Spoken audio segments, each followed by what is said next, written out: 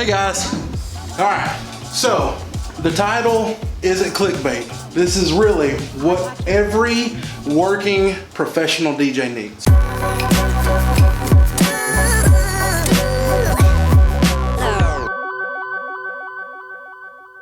I take this little box with me, insert product placement, New Balance. If you want to sponsor a brother, I will gladly accept it. I take this box with me everywhere I go. I refer to it as the Trey junk box. So for the longest time, Trey thought I said junk, but I call it the jump, as in jump, because essentially I can take this box, throw it in the truck, and go. Jump in the truck, go. Take this box, get a facade, a controller, speaker stands, and a pair of speakers. I can go DJ anything. Now for all the extra stuff, you're gonna need more, but for the basic setup, which, you know, you guys, even me, I do a lot of basic stuff, I do a lot of higher end stuff, it doesn't matter, but this box goes with me to every DJ gig I do. So let's just show you what's inside of it.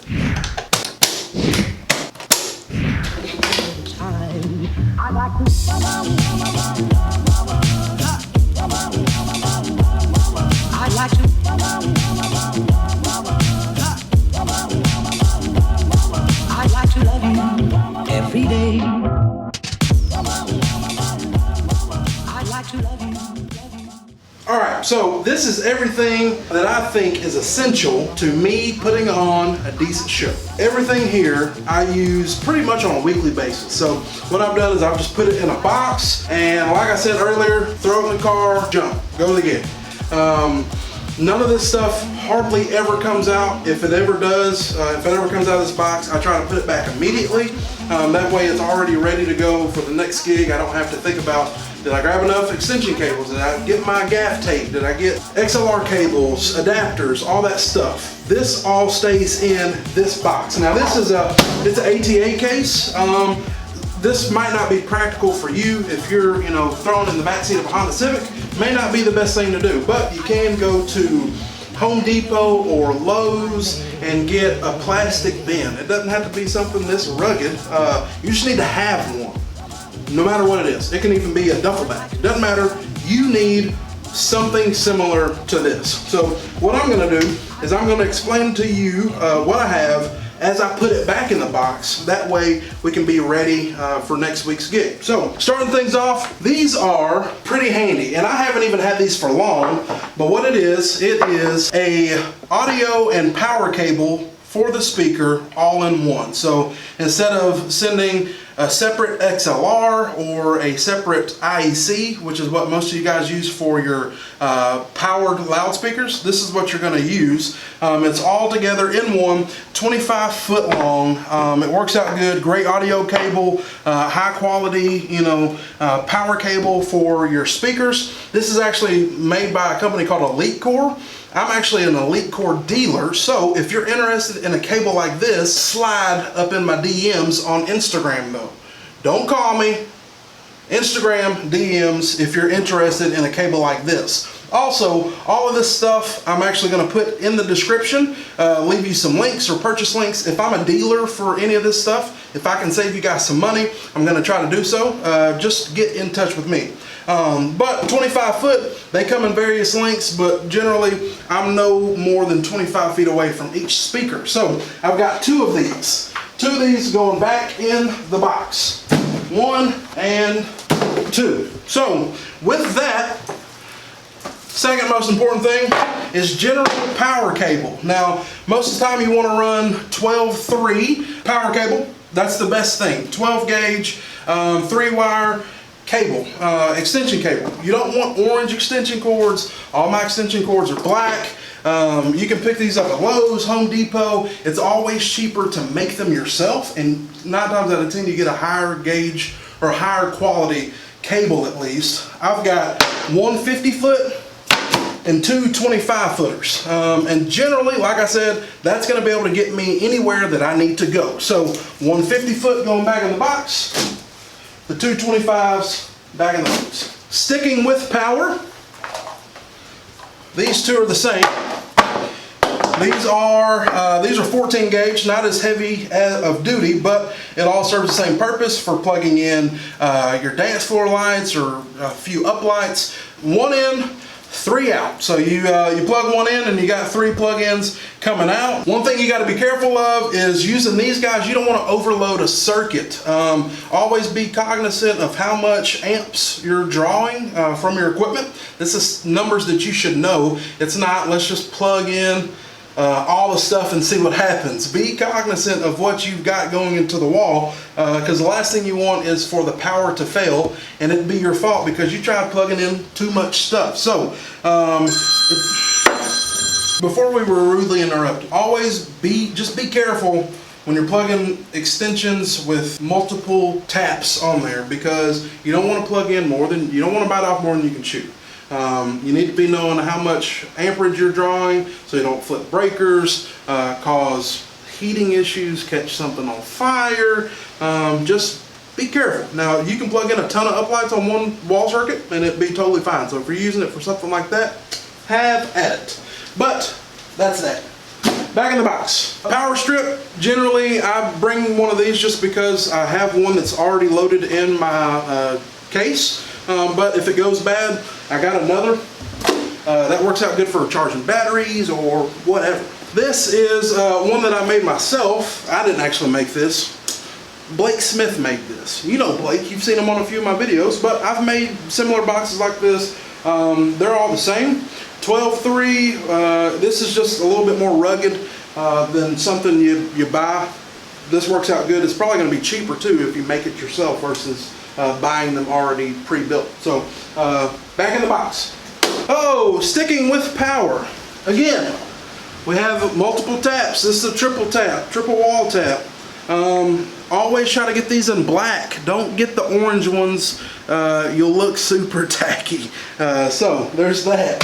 Now, this I think is something every DJ needs. This is going to tell you whether or not you are plugging into safe power. You need to have one of these handy. Put it in your jump box, put it in your truck, your vehicle, whatever. It's going to let you know if the power you're plugging into is safe. So let's just demonstrate for you. As you see here, it's all labeled correctly. You might have an open ground, open neutral, open hot, hot and ground reversed, hot and neutral reversed, or correct wiring. You always want it to be this one on the bottom. If it's not, back away. Run. Okay? Okay. We're gonna plug it into my wall and we'll show you what it gives us. That's correct. I wish I could show you the incorrect version, but you know what? You'll know if it's not right. So this needs to be the first thing you plug in. Not your speakers, not your lights, not your controller. This is gonna protect your investment. So highly recommend one of these. They're super cheap. Lowe's, Home Depot, Harbor Freight, whatever. You can get them there. Next, IECs. You can use these for lights, speakers, controllers, whatever. I keep 2 extra. These are 15 foot. Now there are different gauges of IEC. Obviously 12 gauge is the best gauge in general. 12 gauge is always the preferred. Sometimes it doesn't work out like that. Sometimes you need 14 gauge. There's even 16 gauge. I wouldn't use 16 gauge unless you're using LED lights. That's about it. If you're using IECs on speakers, you need 12 or 14 gauge, regardless. These are 15 foot. It's gonna be longer than what generally comes from the manufacturer. I bought these off Amazon. They're not super cheap, but they're not super expensive either. So if you need to get a further run than what you can get, these work out good. I actually plug in my DOTS T-Par system that I take out with me behind me because it goes so far in the air. 15 foot will get me to the ground and then I can plug it in from there. I think the one that came with it may be 5 or 6 feet, which just isn't enough. Next, XLRs. These are all 25 foot XLR cable.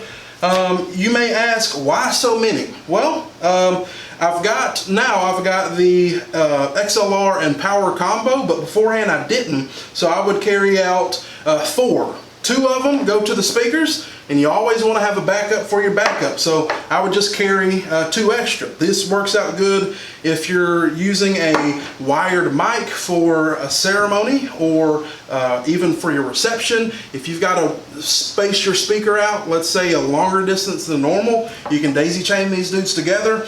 I would say that I wouldn't like to daisy chain more than 2, just because there's always a failure point when you tie these dudes together, and it's a lot easier just to buy a 50-foot cable than it is to, you know, string 2 or 3 of these together.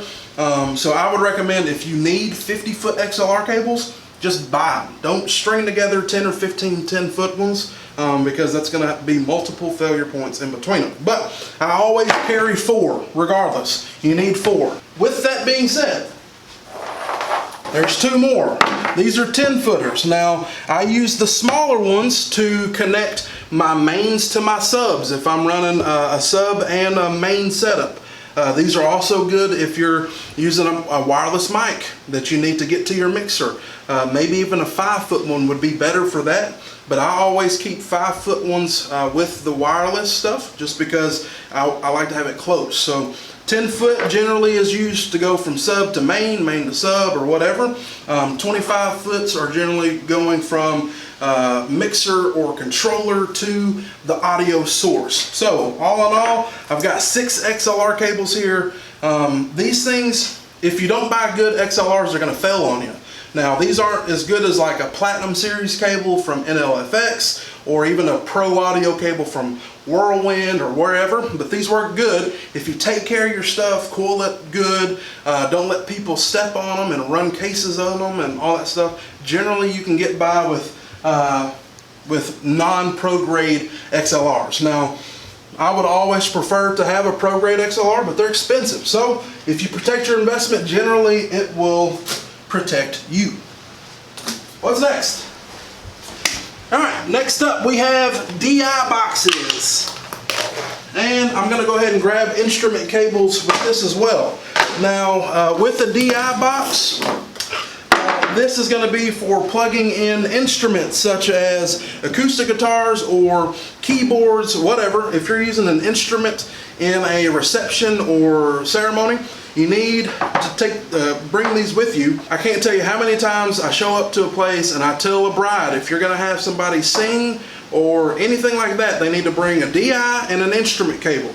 When they show up, guess what they do not have? They don't have that DI or the instrument cable. So if you provide this stuff, at the end of the day, you can be a hero. Now, don't just bring it out. Let them use their own equipment, because 9 times out of 10, that's what they're most comfortable with. But if they don't bring it, you've always got it. I always carry 2. 2 may be overkill if you're not doing a lot of live instrument stuff, but you know, these DIs are 20 bucks a piece, pretty cheap. Instrument cables, 10, 15 bucks a piece, pretty cheap. And I know they work, so it's always peace of mind knowing that my equipment's going to work every single time. You may not know what these instrumentalists are bringing in. They may be bringing in crap. So it's worth the extra money just to have that peace of mind. So DIs, you're going to need XLRs, which is why, again, I carry so many. And you know, you got in and out for your instrument cable. I've got 2. So there's that. Let's see here. Let's grab an assortment of audio cables. So, dual XLR to 1/8 inch, or more commonly known as mini or aux cable. I keep this just because you can go directly from the back of the speaker into an iPod, iPad, whatever.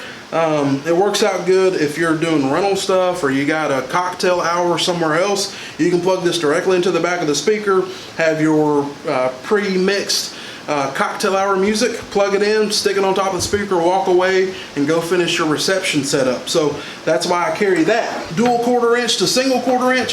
It's basically the same version of this, just different. I take it just because you never know, like especially if you're plugging into a house system, you never know what you're getting yourself into. So I like to be over prepared, which is why I also have a pair of RCA cables. You never know. Good old-fashioned RCA cables. A lot of older churches still use stuff like this, so you never know what you're going to get yourself into.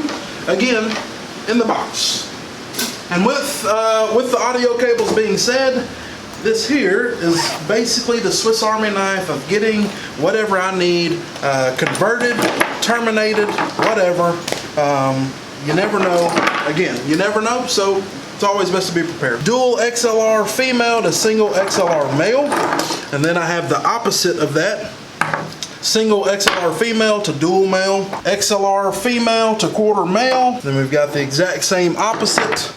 Always working in pairs. I like to work in pairs. A female to female. I also had a male to male, but it got left somewhere. Quarter to 1/8 inch jack. Then we've got quarter to RCA. Then we've got quarter to quarter.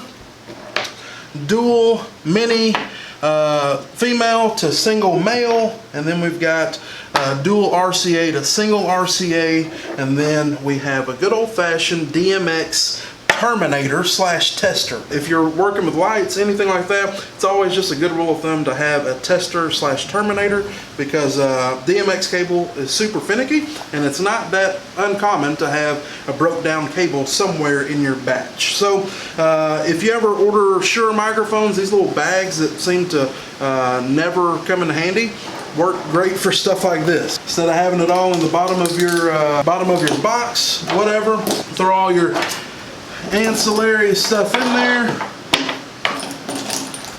zip it up, and back in the box. Next up, again, another one of those Shure bags that I never use. It's got a just a regular corded microphone. You never know when your wireless is going to fail on you, number one. When you're going to forget to buy batteries, number two. Or if you're going to be in a super congested area and you're having dropouts and interference and you just want to switch over to a good old-fashioned wired microphone. This is a Shure PG57, super cheap. It's not my main microphone, but it will get me through the night. If you're using a controller that has a dedicated mic input, this is something that you need to have just in case. All this stuff is just backups for backups. This isn't my main go-to microphone, but this works great in a pinch, especially if you need one. I like this series because it's got an on and off switch. So instead of turning the volume up and down on the controller, once you find that dedicated sweet spot, you can turn this guy on and off, and that way you know it sounds good every time you turn it on. So wired microphone, always a necessity, and again, back in the box.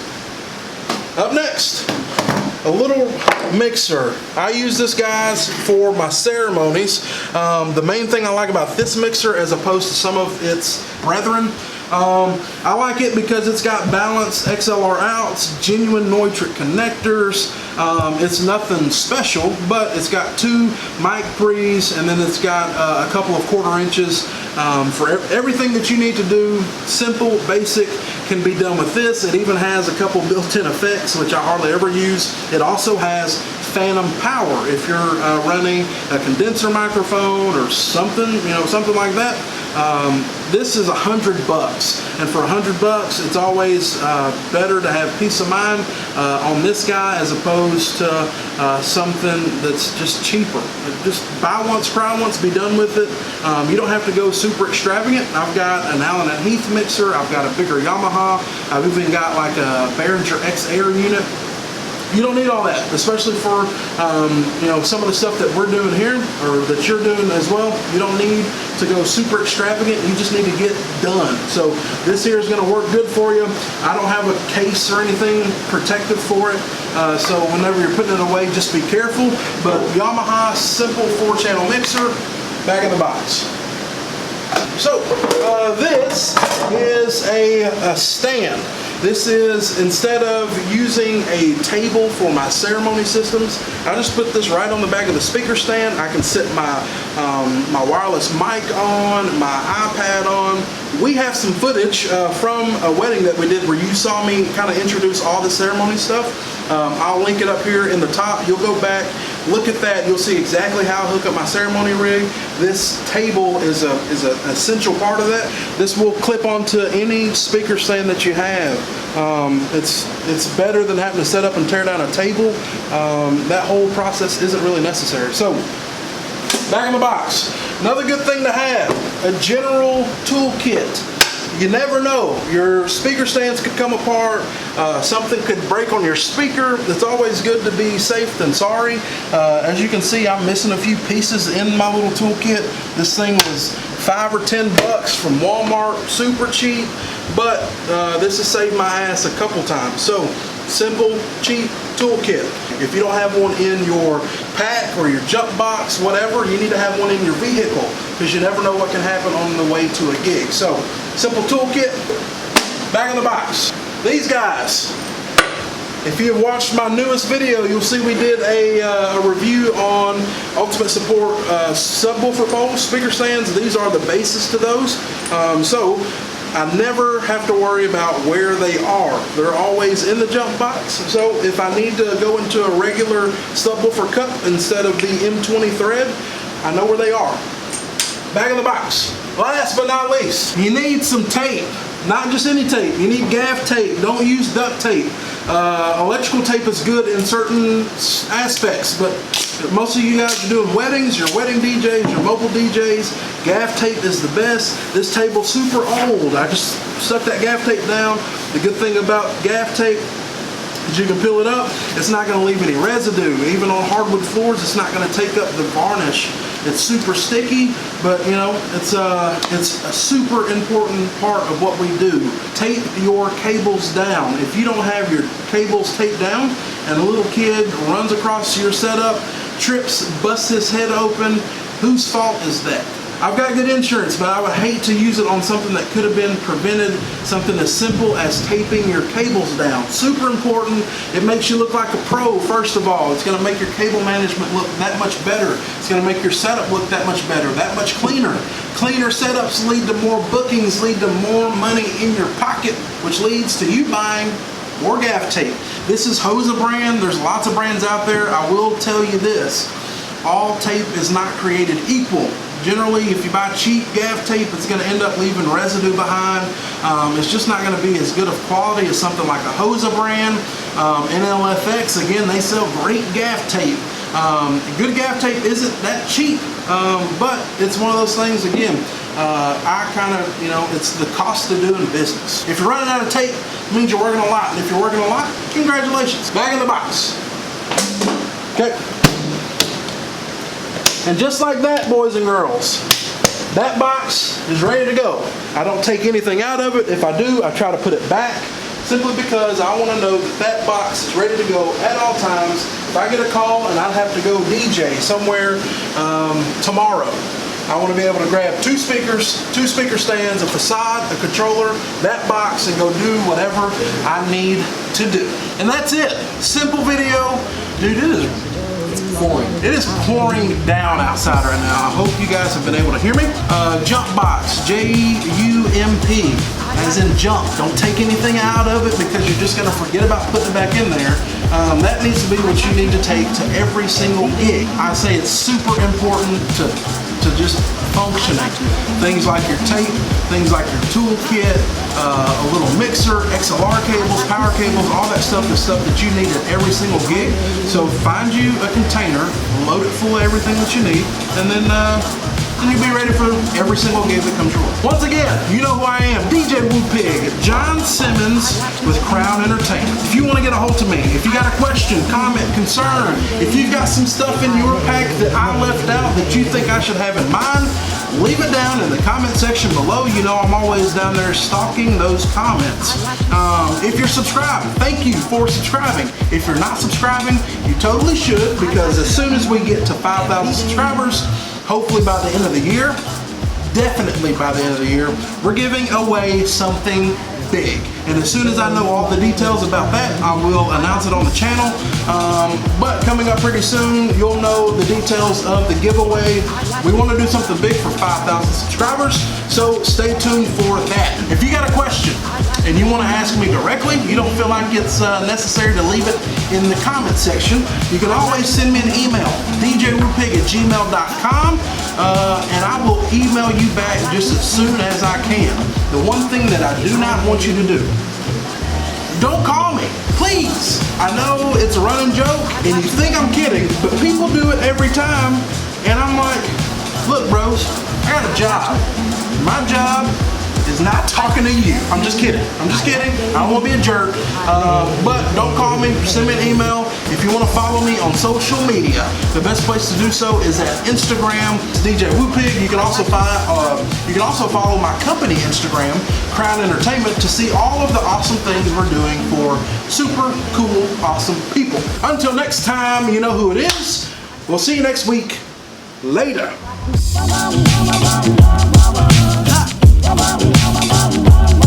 I'd like to